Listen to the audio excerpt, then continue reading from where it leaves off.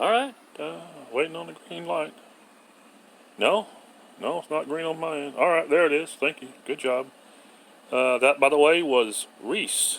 Lovely lady who is the miracle worker around here. Anytime there's a problem with the equipment, she magically makes it work. Thank you, Reese, for the green light. So, Chapter 1. Did you guys catch that? About 28 or 9 minutes, give or take, of recording that we had to go through before we start Chapter 1. Yeah, that'll give you some idea of what it's like to live in the dead world. So, in Chapter 1, we find ourselves in our city, Neo-Nexawaddle. And before we get started, probably ought to say a word about that. The word Neo-Nexawaddle is a word from a language that, according to Lord Robert, has not been used on ANTERRA in over 5,000 years. Some people think that when he chose that particular word, he was being funny. Dead people, dead city, dead language. According to Lord Robert, it's a word that means New Haven. Well, my question is this. Why can't we just name our city New Haven? The king's response to that was this. We did. And that is the explanation for the name of our city. The events in Chapter 1 occurred on Falls in the 31st, 221 AD, which, if you recall, is the last day of the 10th month, 221 years after D-Day. Now, maybe you're wondering, hey Jason, why are you starting the story 221 years after D-Day? Well, simple really. Not a lot of interesting things happened during that time. But there is one thing that did happen. Well, actually two things that happened. And both of them took a long time to happen. The first thing is the obvious. It took a really long time to build a city. It's a really big thing. It's a whole lot of marble that had to be found, dug up, and moved. It's a whole lot of marble that had to be moved, cut right, put in place, somehow stuck together. How do you build a building on a marble? Beats me. But it took a long time to get the city built. So there we were. We were all dead. You have to understand, that was new back then. It was not the norm back then. Fact is, when you're dead, life is not at all what it had been. It is a tremendous change. And the fact is, it took a while for us to realize that we were not trying to not be killed, but in fact, we were all trying to not be killed again. It's the again factor. Okay, coping with your own murder is just insanely maddening and difficult. How do you come to grips with that? And it just took us a really long time to be able to handle that. The living were not someone trying to kill us. They were someone trying to kill us again. Maybe it's easy to deal with your own death if you die by means of just not waking up. But those people that were out there hunting us down had killed us. And that is just too much to handle for the human mind. It took us a long time to be able to handle it, to get over it. Did we ever get over it? I don't know. It just took us a long time to be able to cope. It took us a long time to be able to deal with the again. There's more that could be said. We're just going to drop it and leave that subject alone. Suffice it to say, it just took a really long time to build a city. We had to have a place to be safe so we could live. It took us a long time to build the thing. It took us a long time to come together to change a group of individuals into a single unified people. Took us a long time to do things like make decisions who should be what in the city, who could solve what problems, and it just took us a long time to get our act together. You see, we were not living like people. We were living like dead people. There's a difference. It took a long time to learn that difference, to understand that difference. It took a long time to understand our fears. What do dead people fear? Different things than what living people fear. It took a long time to learn how dead people deal with the world and the problems. And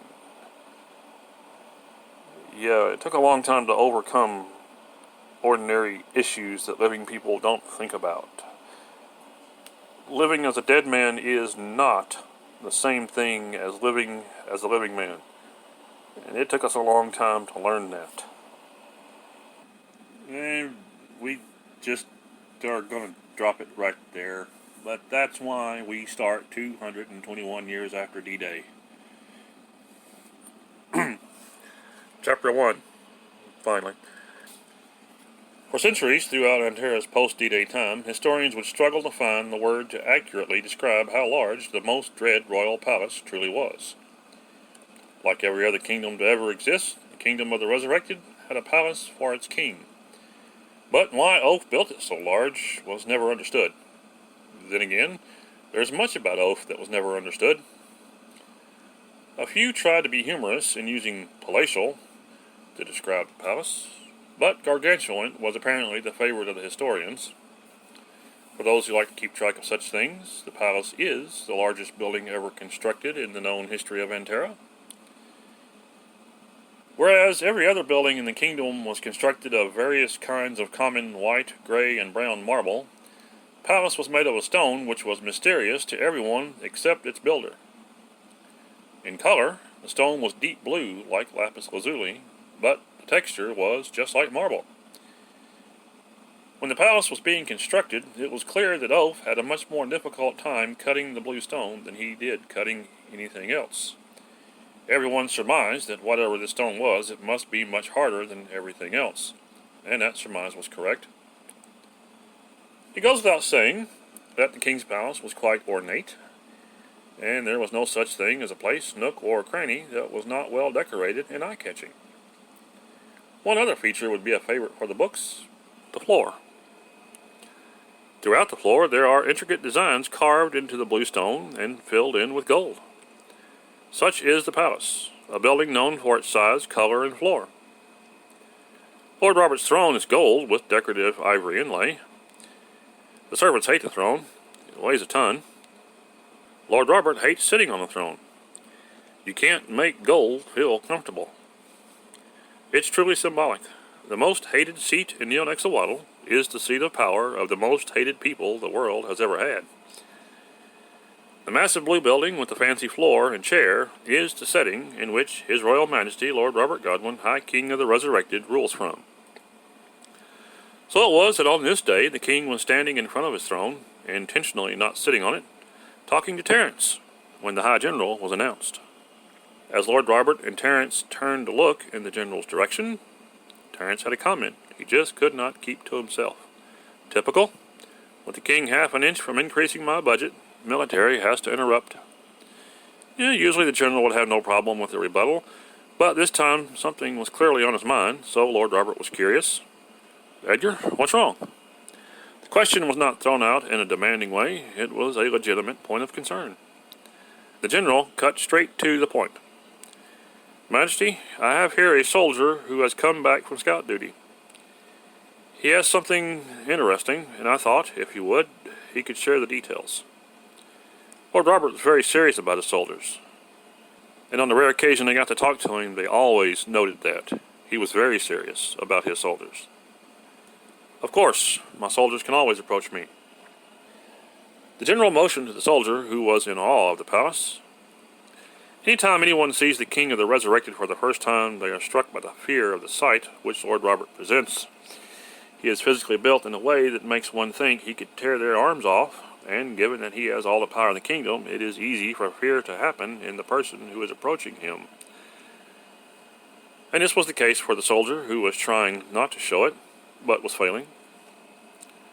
As he stepped forward, all eyes immediately went to what he was holding in his right hand.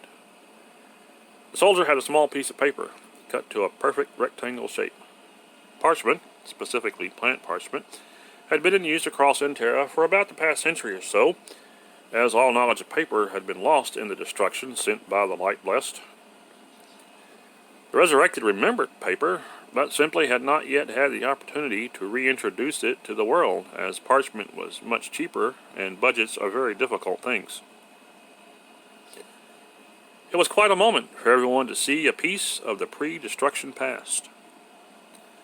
The soldiers stopped about 5 feet from the king in plain view of everyone, and they were instantaneously struck with absolute admiring wonder. This soldier was not a common soldier.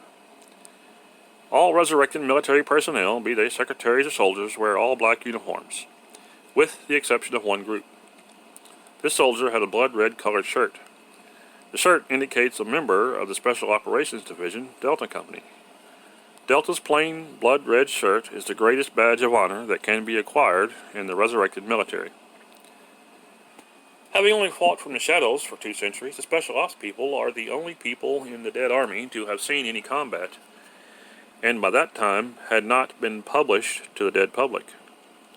They have earned the right to sing their song, "Reason That We Wear Blood Red." He stood there, motionless, and incapable of appearing the least bit tired or lax. His facial expression made it clear that he was not there to play. He introduced himself, clearly and politely. "My name is Jason Sturgis. I'm a soldier in His Majesty's Royal Armed Forces. I'm currently attached to a scouting unit of the Special Operations Division, Delta Company." Just hearing him speak the words caused the awe to reverberate through the listeners. "We are currently deployed." He remembered the secret nature of his job being pounded into his head by his commanding officer. "They don't want us discussing that." The king was appreciative of the fact that a soldier would keep a secret thing secret. "It's quite okay." As Jason mentally reviewed the details he was told he could discuss, he continued. "We came up on a large crashed shuttle. We were struck by the size of it. We all remembered when they launched, but we only saw them from a great distance. The king remembered them too. Did it have a number on it? It struck everyone that that was an odd thing to ask about, but the king had his reason. He was familiar with who and what had been on some of the shuttles, and was curious if this one was one he was familiar with. We have a comrade in our unit that can read. He said it was number 36. The king's face changed. He tried to hide it, but when you are the king, everyone notices everything about you. It was a subtle change from legitimate curiosity to something of interest. Everyone could see that the king was now staring into nothing more than looking at a soldier 5 feet in front of him.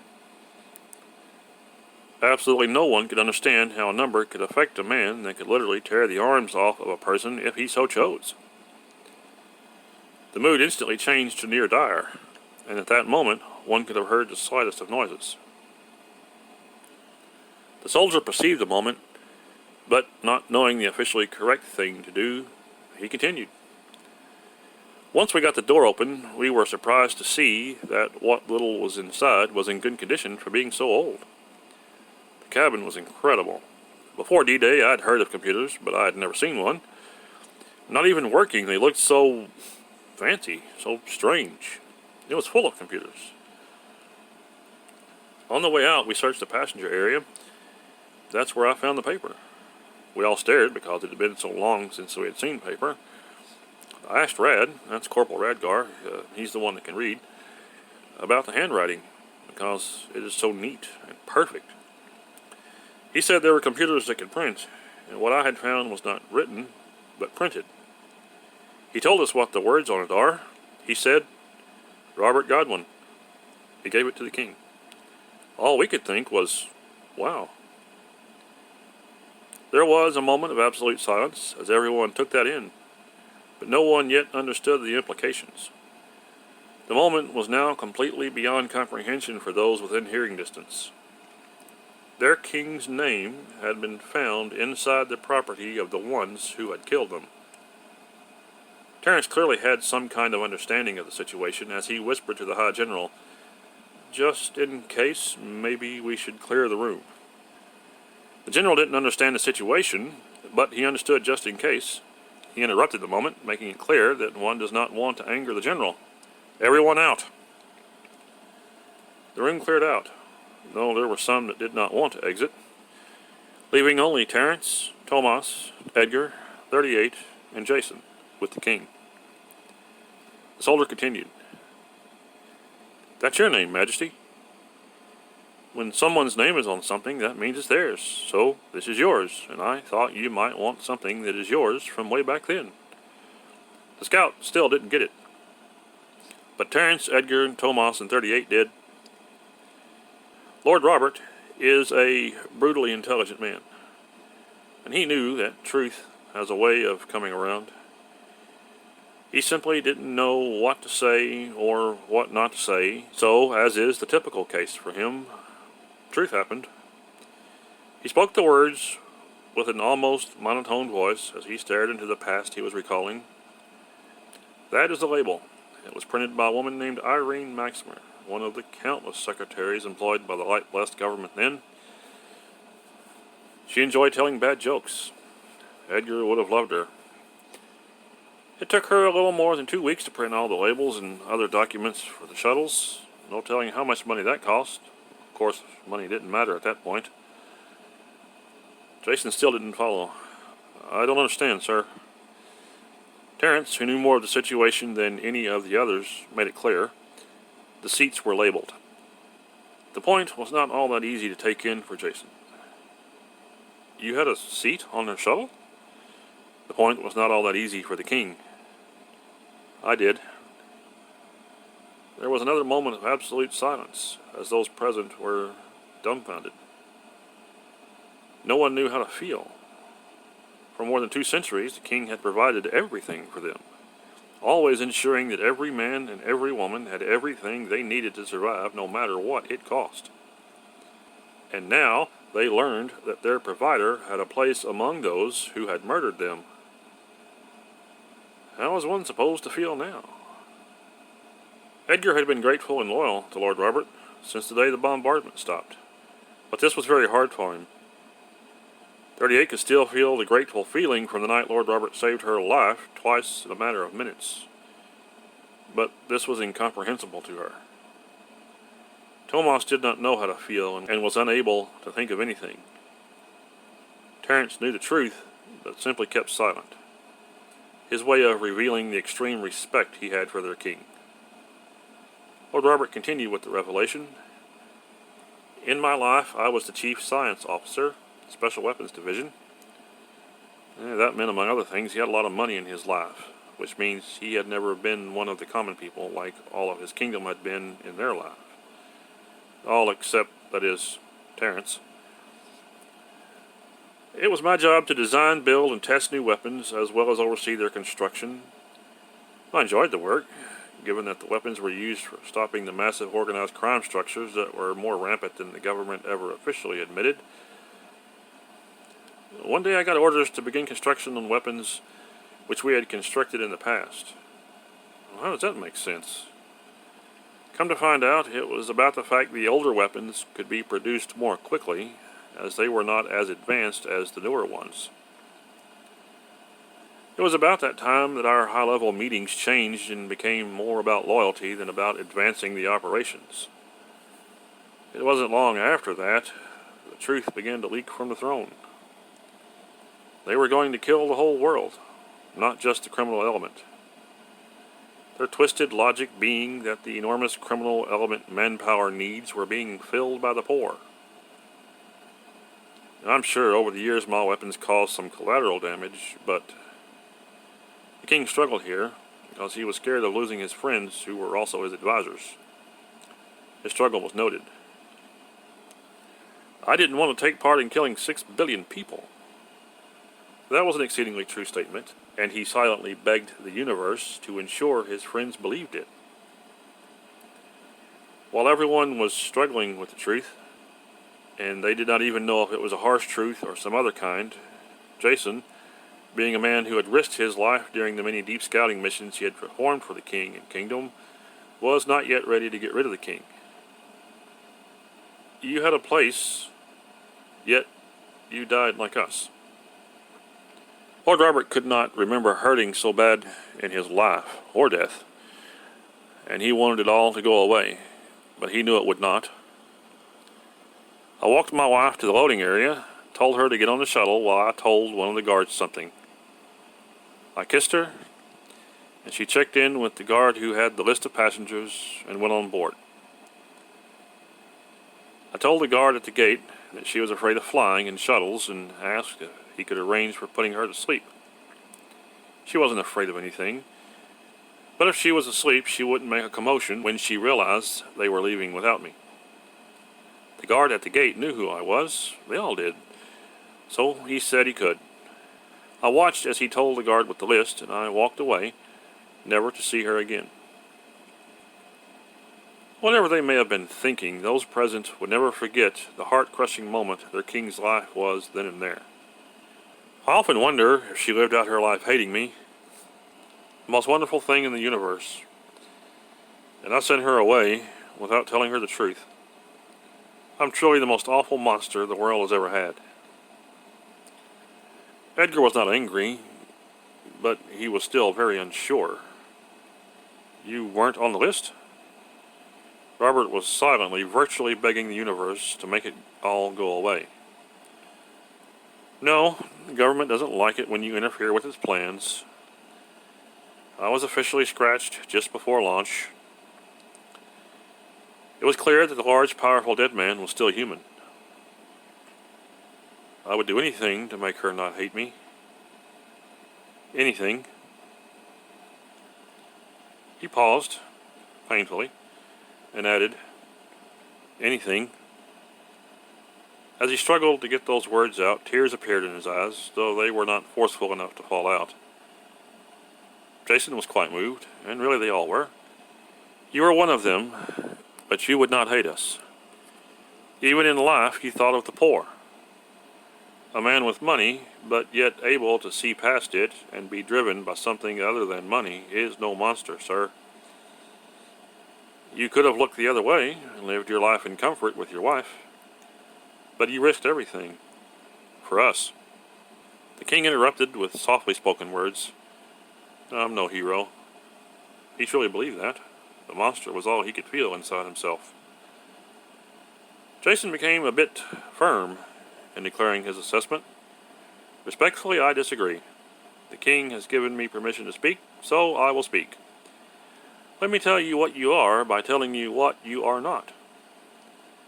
This was actually too forward for speaking to the king, but Lord Robert motioned to Edgar to allow it. They would send soldiers to our shantytown. They would say and do horrible things to us, do horrible things to the women. When they were done, they would release wild animals into our town and leave us to fend for ourselves. They secretly emptied their city's sewage into our drinking water. This is what you chose not to be a part of.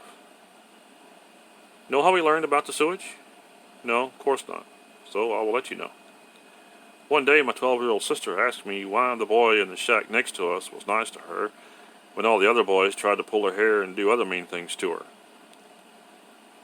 It became apparent that he was tearing up.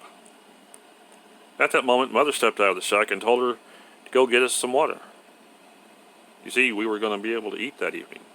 We got to eat mostly every other day. His tears began to drop from his face. As she picked up the bucket, I told her I would answer when she got back. They began to drop slightly more rapidly. She never made it back. She died from drinking water that she did not know was poisoned. I never had a chance to explain to her that one day she would be something special to some guy. What could a 12-year-old girl do to make them hate her so much? The vile murdering beasts deserve worse than death. You chose to be something other than one of them. Not a hero? Here he pointed to his king as he spoke a little bit more forcefully. I say you're wrong. He put his hand back down. You have taken a people that were told they were worthless, and who were starved, and who had horrible things done to them, and you have given them peace, safety, and the ability to eat every day. Every day. And here's some more hardcore truth, sir. The general started a thing in your army, no doubt you're aware. There's a school that is teaching us how to read and write. In my life, I was counted as worthless, and was never allowed any schooling, but my turn is coming soon, and I'll be rotated out of the field into a real school. Do you see the difference now? The difference between them and you? You're a very smart man, we all know that. I know you can see the difference. But now that I think about it, maybe you're right. Maybe you're not a hero, but instead some other word that means something more than a hero. And when the universe finally treats me like maybe I'm a person, and I learn how to read and write, I will write everything you have done and will ever do, so long as I live, so that the world will never forget the truth about His Majesty, Lord Robert Godwin, High King of the Resurrected. You know, the king who treats people as if they are people, and provides for them. I'm a soldier, meaning I know better than most of the population what all you provide. We all get hung up on the food because we cannot forget what it is like to be without it.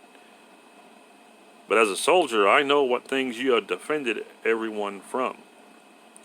Your story should never be forgotten. And when I learn how to read, I will search every book in the kingdom for that word that means more than hero. And I will use that word in my writing. Brad says it's a thing called chronicle. Apparently, that's something like a story, and the story of our hero will be known. He changed his tone back to professional, and after a slight pause, continued. Report complete. Permission to be dismissed. He held his hand in a salute position. Not even Terence could think of what should be said or done. Lord Robert certainly didn't know. He saluted the soldier, who then lowered his own hand and dismissed him. As the soldier left, Lord Robert was left with heartbreak and 4 advisor friends. He continued struggling with the monster he believed he was, and was afraid to look at them in their eyes, honestly believing they were tempted to desert him, and he would not have blamed them. His own eyes were angled with a slight down angle so as not to see his friend's eyes. The 4 processed what had just happened, and as usual, Edgar made his mind available to everyone first. He got down on one knee, and looked slightly upwards so as to cause his eye to meet his friend King's eye. He spoke his words gently, but ever so slightly forcefully. Don't you ever make the mistake of thinking that you cannot look wherever you feel like looking. You are not some random guy.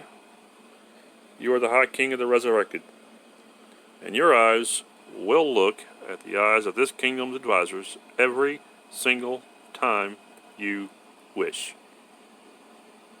We are 101% with you till the end.